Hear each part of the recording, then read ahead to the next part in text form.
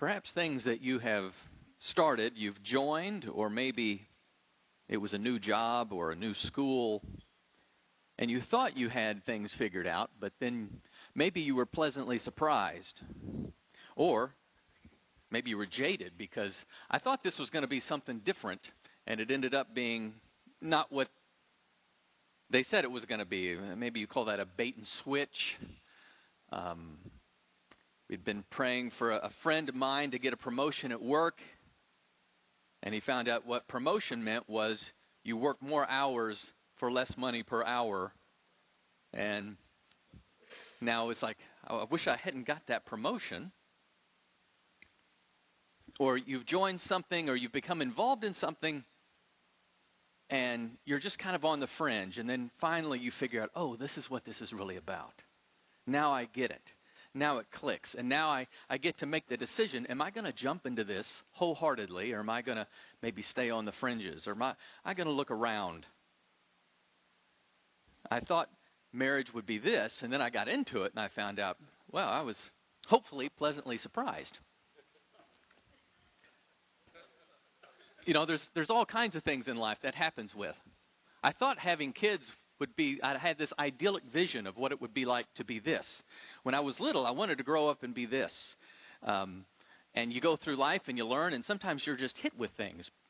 And it's just kind of slaps some reality into, and you're like, oh, this is really what this is about. I had no idea what this was about. And you can kind of live in your own fantasy land, or you can get with the reality that's there. You can move on or whatever.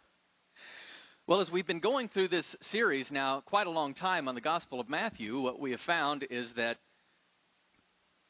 Jesus has been, from his baptism to his temptation to his teaching to the opposition from the Pharisees that come to him, he's been proclaiming the kingdom with himself as king. That's been the title of our series, Jesus is King. And that's the whole Gospel of Matthew can be summed up in that one phrase, Jesus is King. And very recently, a few weeks ago, Jesus asked this question, because he's always asking questions, and he says, you know, who do people say that I am? And, well, some people say you're this, and these people think you're this. Everyone has different expectations of who you are. They all have different opinions. And then he points to them and says, well, what about you? And you remember Peter gives the great confession, you are the Christ. And then the Son of God. And it's like, click. Everything clicks. Now, they've been waiting for a Messiah for hundreds of years, the Jewish people, and now finally he's been identified. They know. There's now no question of who he is. The challenge is what Messiah means is completely different. It's like, well, we've been looking, we know we've been looking for someone with that title, the chosen one, the anointed one, the Messiah, the Christ, and he's it. But what you think that's supposed to mean, they have a radically different idea of what that's supposed to be. And as soon as Peter announces it, and then Jesus says, yeah, Peter, you are the rock, and I'm going to build my church on this truth, and you're going to be a foundational pillar in that church. Christ is the cornerstone of the church. And let me tell you now, Jesus says what Messiah means. I'm going to go. I'm going to be turned over and betrayed. I'm going to suffer. I'm going to be beaten. I'm going to die, and then I'm going to be raised again. And remember, Peter says, no, that can't be. That's not the narrative that we have chosen for you. And Peter tries to become kind of Jesus' manager there, we might say. And then Jesus is very stern. Get behind me, Satan. You do not have in mind the things of God, but the things of men. And so Peter is put in his place very quickly. And so that idea of, I was expecting this, but then this happened, is the disciples are really going through that now. And that brings us to today's passage in Matthew 16. And this changes everything. This is what really lays everything on the line for them to understand exactly what is it that the Messiah is. The Messiah is the one who would suffer and sacrifice and die and have new life. And so if that's my king and that's what the Messiah is, then I reverse engineer that and what Jesus does here and say, okay, then what does it mean to be a disciple of that kind of king, of that Messiah. And so Jesus lays it right out here. He's been teaching. He's been using amazing parables. He's been doing all these amazing miracles, and the disciples and many others have been along for the ride, just soaking it in and observing it from the outside. And now Jesus says these words. Then Jesus says to his disciples, "Whoever wants to be my disciple must deny himself, take up his cross, and follow me. For whoever wants to save his life will lose it, but whoever loses his life for me will find it. What good will it be for one to gain the whole world, yet forfeit his soul? Or what can a man give in exchange for his soul? For the Son of Man is going to come in his Father's glory with the angels, and then he will reward each person according to what they have done. Truly, I tell you, some who are standing here will not taste death before they see the Son of Man coming in his kingdom." No long parables, not a lot of flowery language, no miracles. Jesus just looks his 12 in the eye here and says, "You've been following me now quite some time. You've heard all of this amazing truth, and you've been a partner and to all the miraculous things that you've seen, and you've been on the outside kind of looking in on me and learning from me and getting to know me. But as the Messiah, now that you understand who I am, this is who you have to be. If you understand who I am, now you can understand who you are." And so Jesus doesn't really mix words here. It's hard to misunderstand what he's saying. He's very clear. Jesus reveals discipleship to be everything. Is this first line on the back of your bulletin? We have some lines there. Everything is what discipleship is. There's nothing left out. There's nothing that you can go without.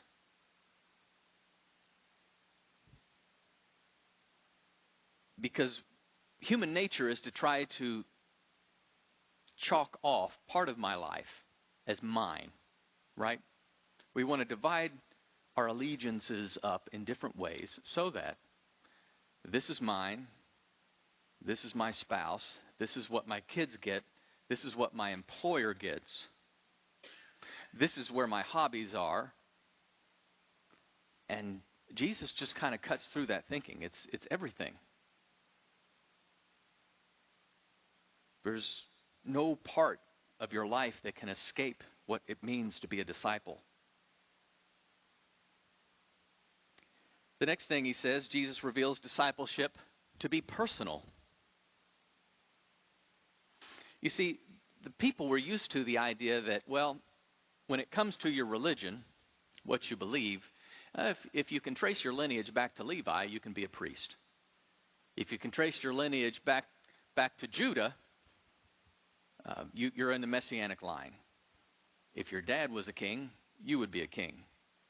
If you're in this tribe, you have this allotment of land. Now, in today's time, we would say, well, if you have this level of education, you have these opportunities. And you wonder, am I supposed to be at this meeting? No, you're not ready for that yet. You're not qualified. Do I need to sign here or sign there? And we're all divided up in various different ways, different things that we can do, different things that are off limits for us, different criteria by which we have to live by, and what opportunities will come our way based upon our experience, where you grew up, your salary, what you qualify for, all the different ways that we divide things up. And religion does that. Our economy does that. Our schools do that. Our government does. The whole world is how do we divide people up based upon all these different human factors that have been laid upon us, and who's maybe has and has not over here. And Jesus does something completely different. Is that he makes this inclusive claim. Who can be a disciple? Whoever. It's almost like a non-answer. It's like, can't you be specific? And in a sense, it's like whoever is the first line. So it's not off for anyone. There's no class system. There's no graded progression that you have to achieve to say, well, someday, maybe I could become a disciple. Or if I'd just been born at the right time or on the right side of the tracks, I would have the opportunity to become a disciple. And Jesus says no. Whoever. It's the most inclusive term he could come up with. Whoever. But that also makes it, while that opens it up for everyone, it also makes it very personal. Because that means that I can't ride anyone else's coattails to be a disciple. Well, my grandma, she never missed a Sunday. You know, my grandma or my grandpa was a preacher, and he did this or did that, and my name is on this church roll, or I've put in this many hours, or someone else has done this for me. It's very personal. It comes straight down to who you are. No one can be a disciple on your behalf. There's no group rate here. There's no way you can get in other than making that decision. And so, you know, in the church, we often talk about community, and we're supposed to bear one another's burdens, and we're supposed to pray for one another. And all these one another's that we've done in Scripture, and we have these launch groups at 10, we have small groups here and at people's homes, and all these things. We pray together on Wednesday nights. We do all these things together, and community is such an important part of how the body functions. But Jesus says right here that to be a disciple, you have to make that decision. And then the church creates all these opportunities and environments for you to express and grow in that discipleship. But we can't be disciples for you. You know, that we sign up on our connection cards. We have sign-up sheets for things, for different things. But no one else can put your name down as a disciple. That's up to you. You have to completely, 100% decide in your heart that Jesus is King, and I've given my life over to Him, and I'm going to be His disciple. And only He writes the terms of that. And the terms are very personal. We belong to groups and communities and churches, and you have a mentor, perhaps you're mentoring someone else. That's all part of growing the disciple. But the choice to be the disciple is extremely personal. And Jesus makes that very clear. Very, very personal. So it's inclusive, very inclusive, in that it can be anyone, the whoever's. But then Jesus makes the terms for what it means. So in some ways, it's the most exclusive thing as well. It's very exclusive. Because He lays out what it means to be a disciple, and He's the King, so He writes the rules. And so it's real simple. Deny yourself, take up your cross, follow me. All the religious baggage throughout all the centuries of all the different systems of religion. Jesus, in one sentence, in 3 little phrases, defines once and for all what a disciple is. We're used to hearing the end of Matthew, the Great Commission. We talk about a lot. We do mission trips around here quite often. And so we say, go into all the world and preach the gospel to every nation. Make disciples of them, teaching them to obey everything that I've commanded you, and I'll be with you to the end of the age. To go out and make disciples. Well, what are we making? Well, what does that mean? Well, we're making people. God has called us to make people who know how to deny themselves, take up a cross, and follow Him. Self-denial, carry your cross, and continue to follow Him. It's a continual action. It keeps going. That's why we talk a lot about perseverance. It's like, so you have to continue to follow. Self-denial, that's the first thing on the list. And he has this in a particular order for a particular reason. Self-denial has to be there because you have a cross to bear. Most of us are carrying something different. We have a big bag. I think we have a picture up here of someone carrying all this stuff. You know, everyone has their own baggage, as they say. And so all your priorities and allegiances and the things that you're obligated to do and things that you want to do, things that you're trying to carry through life. You've got good days and you've got bad days, and you're trying to get all this stuff through life. But a lot of those things we have to do, right? You've got to raise kids, grandkids, holding down a job. There's legitimate things that we have to do in life that God calls us to do. But then there's a lot of things that he says, whatever you are doing, you have to do everything to his glory. And that he is the ultimate purpose and meaning behind everything that you do. There is no, this is what I do for me, and this is what I do for God. It's all things that you do to his glory. And so there's a lot of things that we have, however, in that bag that we're trying to lug through life that we just need to let go. Deny yourself. It's not unique that Jesus would say that. Every religion in the history of the world teaches self-denial in some way. That's not that unique. The very definition of religion means to bind, to tie yourself to something. And it's like, I've got to tie myself to something, deny myself pleasure. And so you can't just stop with self-denial, but you have to start there. You have to start with a heart that says, I want to pursue what God has best in store for me. I have to deny the natural, worldly inclinations of my own flesh, the things that hit me through just living on the planet, the influences that try to steal my allegiance from Christ. Those are the things that I have to make sure that I'm denying myself. And it's difficult in an instant gratification culture, but that's what he calls them to do. It's not that difficult for these guys. These guys have denied themselves. The ones he's actually speaking to, they've left their homes and families and jobs. It's like, yeah, we've done that. Well, you do that so that you can carry a cross. And that's a strange thing for him to say because they don't really understand yet that he's going to be crucified. So I wonder what they're thinking when he says carry their cross. But they know that that means that there's suffering at play. So we carry that cross. It's like, well, you see why you have to deny yourself first, because you've got to get rid of all the other baggage that you're trying to carry before you can carry a cross. And so this is what hopefully our life would look like. Like in a spiritual image, this would be what our life is. I'm attempting to carry through the message, the crucifixion and the resurrection of Christ in everything I do as I walk through life, at school, at work, at home. And this should be the image that comes to mind, rather than the first, where I've got just a bag of just an amalgamation of every little life goal that I have and everything that would vie for my attention.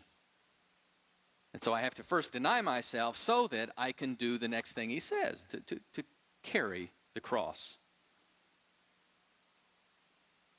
Now, the third thing he says is to follow me, or literally continue to follow me.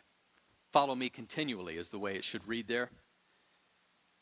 That's why one of the great Christian virtues is perseverance. Because what you find is that if you start doing this, if you get to the self-denial part and you've gotten some of the garbage out of your life and out of your mind, and I want to focus now on spiritual things, I pick up the cross. I'm like, I thought this would be easier.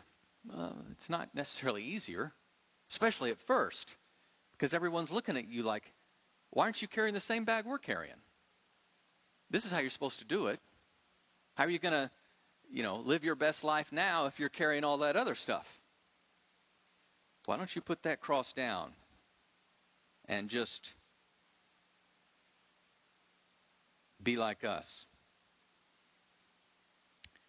So continuing. These guys he's talking to, they would pick up that cross eventually. And maybe they'd set it down. And the challenge is some of us would carry that cross for a while and we keep walking down the path and you look back and it's like, oh, where'd my cross go?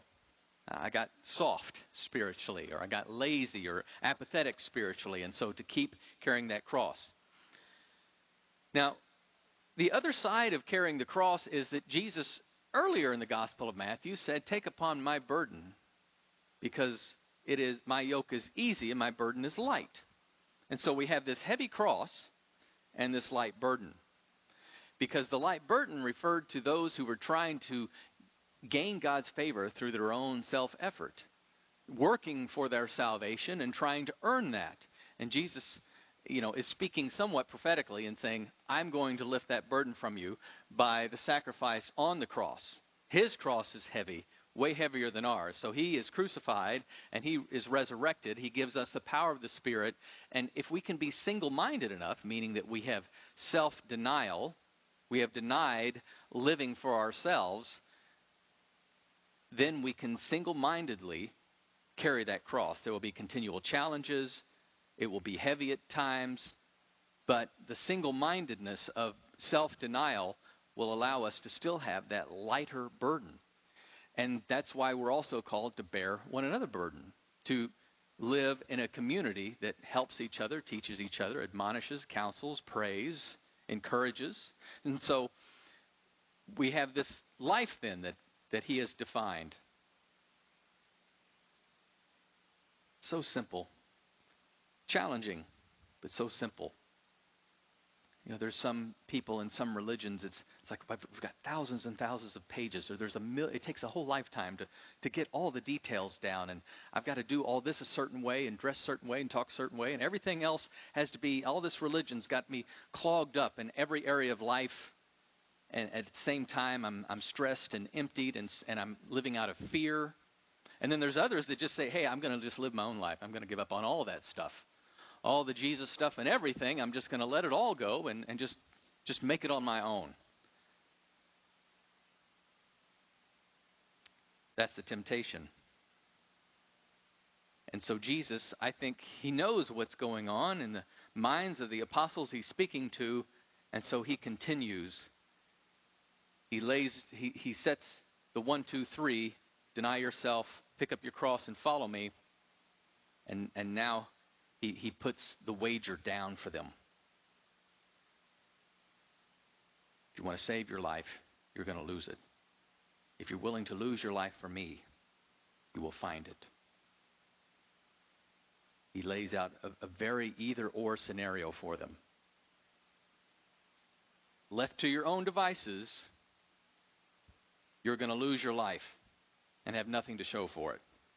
If you're willing to put your life under my care and be a steward in my kingdom and worship me as the king, that self-denial, all those things that you thought you were giving up, you will find that you made the right decision. You didn't lose anything. And then he says, what good will it be for you to gain the whole world and forfeit your soul? If you remember, that's exactly what Satan told Jesus when he took him up to the temple and said, I'll give you all this right now if you'll just quickly bow at me.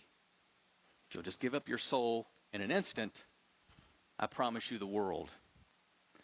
And so as he's saying this, and as I'm saying this to you, and we're talking about what burdens do I need to lay down, how do I need to live my life as a disciple, what should I give up in order to pursue Christ wholeheartedly and be a disciple?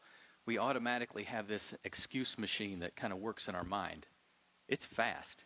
It's the fastest thought you can have. They talk about the system of fight or flight. It's like immediate. It's like when something happens, it's like you're going to, get in a fighting stance or you're going to run, and you make that decision almost split second. And that's the way our mind works. And whenever Jesus says something that's like, this is everything. He's laying it all out here on the line, defining what the whole thing is supposed to be about. And as soon as he says it, our mind goes to, well, or but, or yeah, but. And we all have our own things in mind that we want to hold on to that are really holding us back from being a disciple.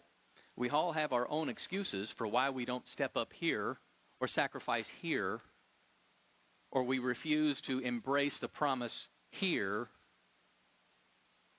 And Jesus knows that's coming.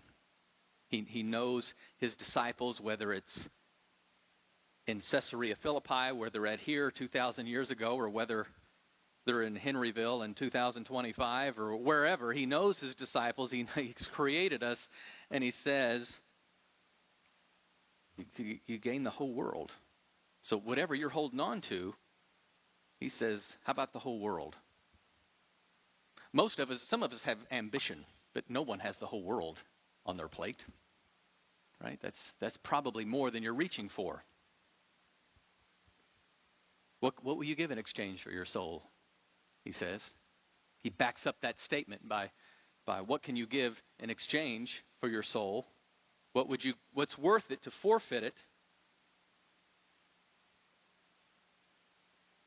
What would you give? What would you trade your soul for? See, it's challenging because Jesus, when he gets into soul talk, means that he's talking about his kingdom, which is antithetical, completely opposite and different from the kingdom of the world, the flesh, what we're typically used to walking in. And so Jesus has to put this in very either-or terms by saying you've got a choice. You can either choose this world, door number 1, or door number 2. You can choose my kingdom. That's where your soul will be or not be.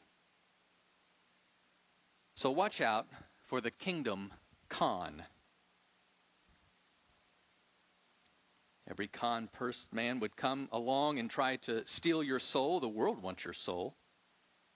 Because if the world can get your soul, that part of you that is immaterial, that should be connecting with the holy, that part of you where your real sense of allegiance, your heart, your will, all of that part of you that's important, that sets us apart from the animals, and that's what the world wants.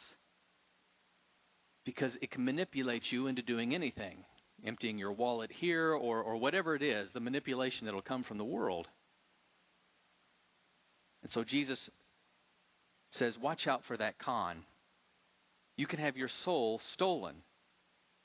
And that's what Satan is out to do, to steal, to kill, and destroy. And so if you had 2 pennies, and you went up to a 4-year-old who had a $100 bill, you might be able to con that kid. I mean, 2 is more than 1. And this is just paper, like toilet paper. You could lose one of these and still have it. See how strong they are?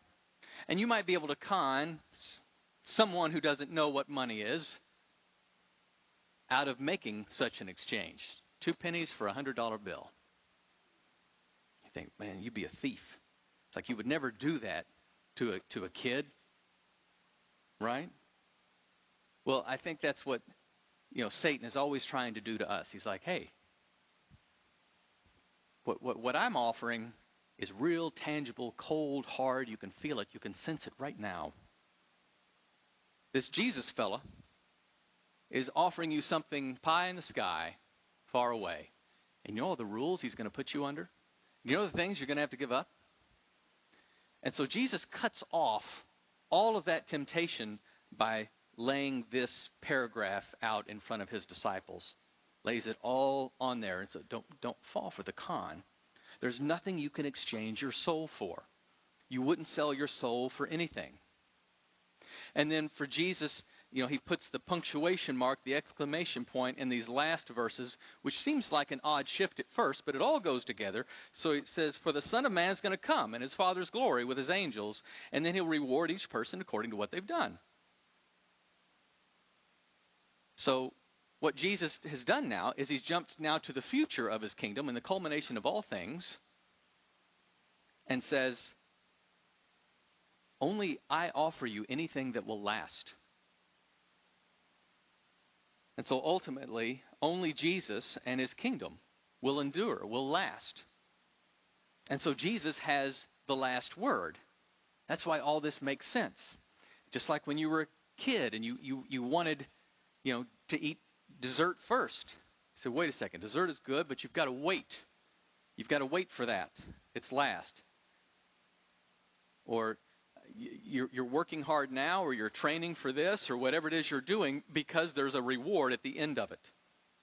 And Jesus has the only reward. So he's looking forward to a time, says, hey, I will come with my Father's glory with the angels, and everything else you've done will be burned with fire. There's nothing else in the world that matters at that point. Only what will have been done for me will survive, and you will be rewarded according to what you've done. You're saved completely by your faith, by His grace, but there is a future reward coming in His kingdom for those who have denied themselves, taken their cross, and followed Him.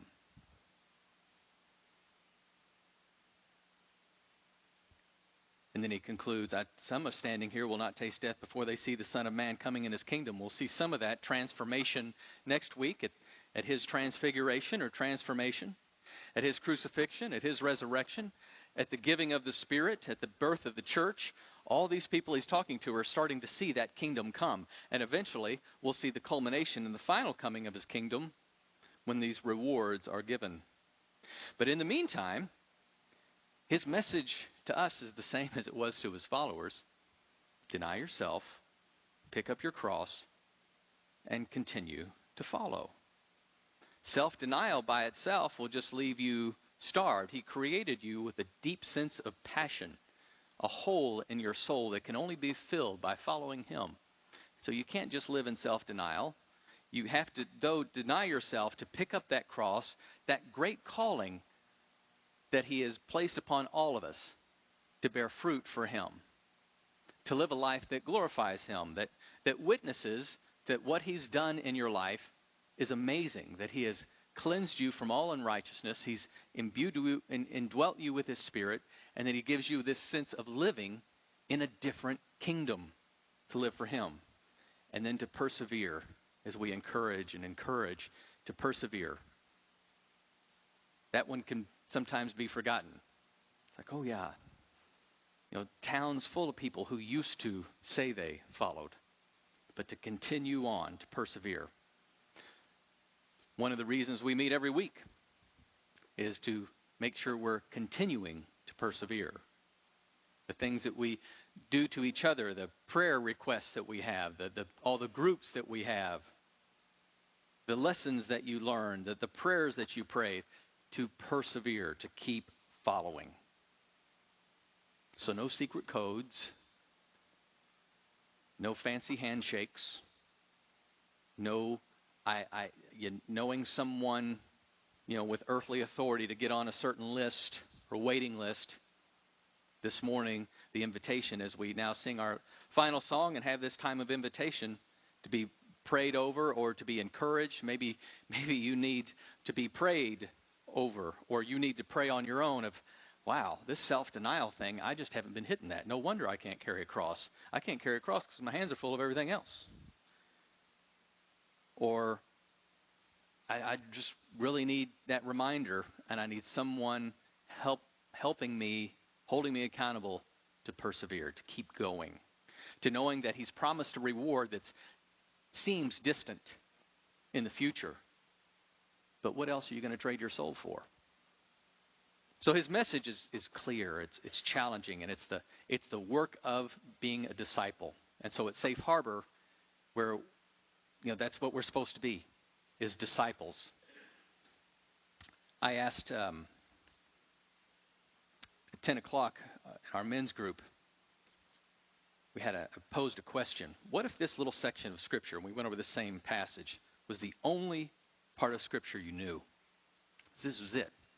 I don't have Genesis, and there's some people in some parts of the country, but they don't have the Bible fully translated in their language, or there's a death sentence if you're caught with any of the Bible. So there's some people, missionaries, that carry little patches of Bible in their shoes, and they trade those back and forth so they don't get caught. It's like, what if we could clear out all the stuff and the confusion and the challenge and all the baggage that you've had, and this was, for this week, the one thing you could focus on? Yeah, I think it would be enough, because this is Jesus' great call. If you're going to understand who the Christ is, you have to understand what it means to be a disciple of the Christ. So whoever, you and you and you and you, whoever wants to be His disciple, deny yourself, carry the cross, follow Him. It's the only thing that will satisfy your soul. Let's pray. Lord, we thank you for your clarity, that there are things sometimes in this big book that we don't quite understand every detail of, but you're very clear in what it means to simply be of you. For us to say, I want to be in your kingdom. I acknowledge that you are the king. And now as you reveal to your disciples that the king wasn't someone who would simply come and militarily take over or usher in some great economic age, but someone who would suffer for their kingdom, die for their followers, for the world, and be raised to new life. That changes everything for us.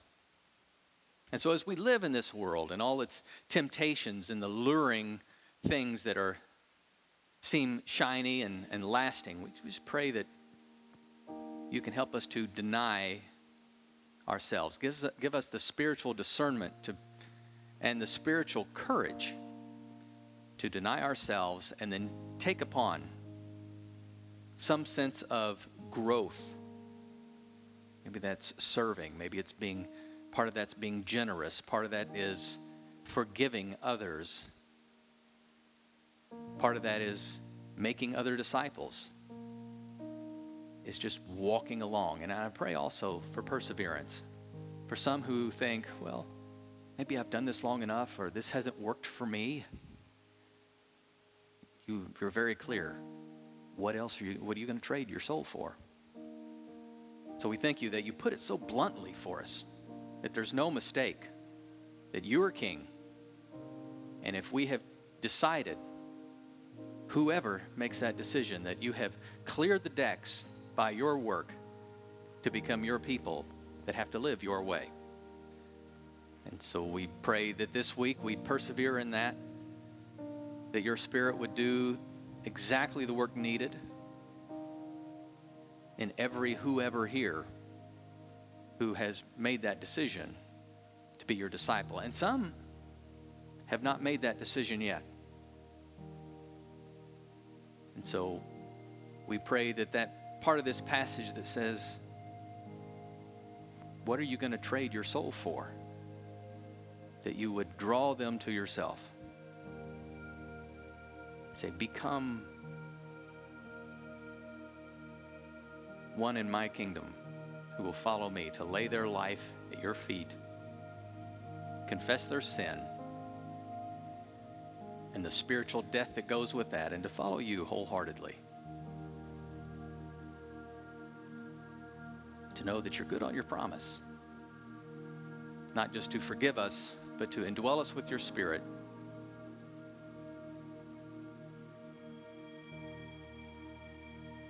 And that we then await a great inheritance